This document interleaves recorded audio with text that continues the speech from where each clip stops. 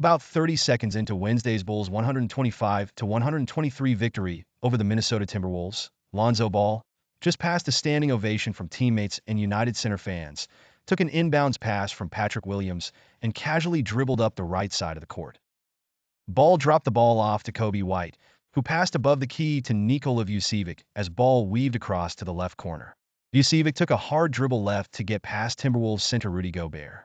Minnesota guard Dante DiVincenzo slid away from Ball to help against Vucevic's penetration. Vucevic reached high with two hands, but instead of shooting he twisted in the air and threw to Ball, who without hesitation set and launched a three-point attempt, which gently swished through the basket to close the Bulls' deficit to a pair.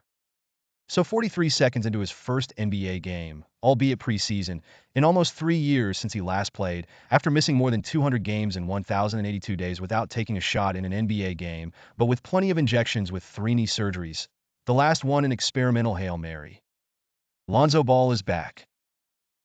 And while Ball's return may not rival the Bulls' most famous, I'm back for drama and effect. The inspiration and joy felt by Ball, his teammates and fans, is surely one of the most captivating stories in sports.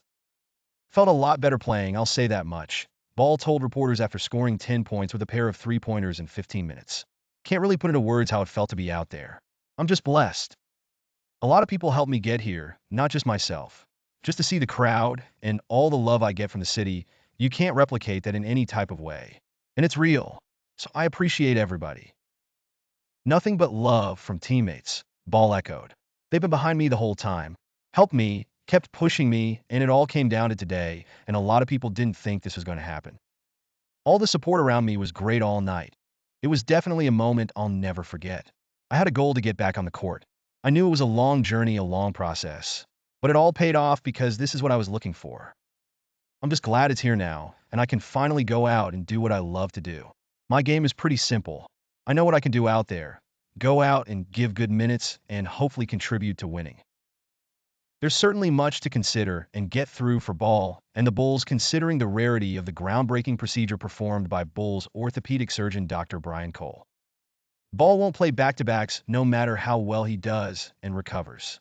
Bulls coach Billy Donovan also pointed out this is just the beginning because they'll have to monitor Ball's game-to-game recovery and ability to sustain in games.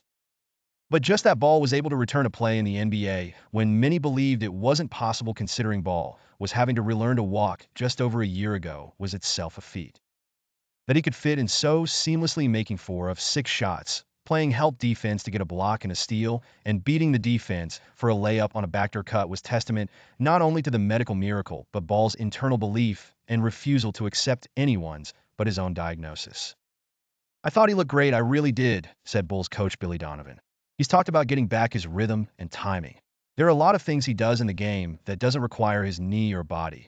He uses his brain so much. I thought he moved really, really well.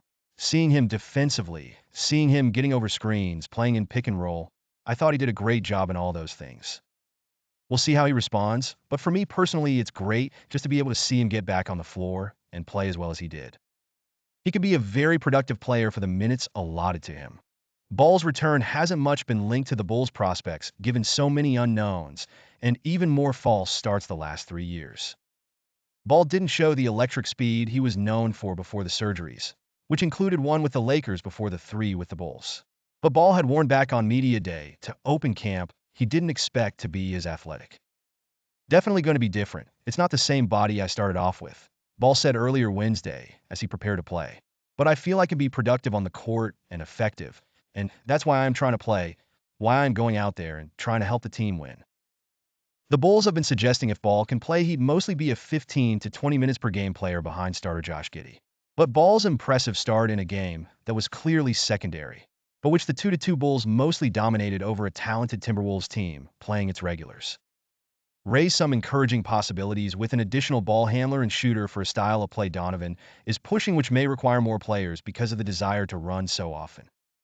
The Bulls Wednesday led by as many as 18 points and 71-58 at halftime, while pushing the ball effectively and shooting well.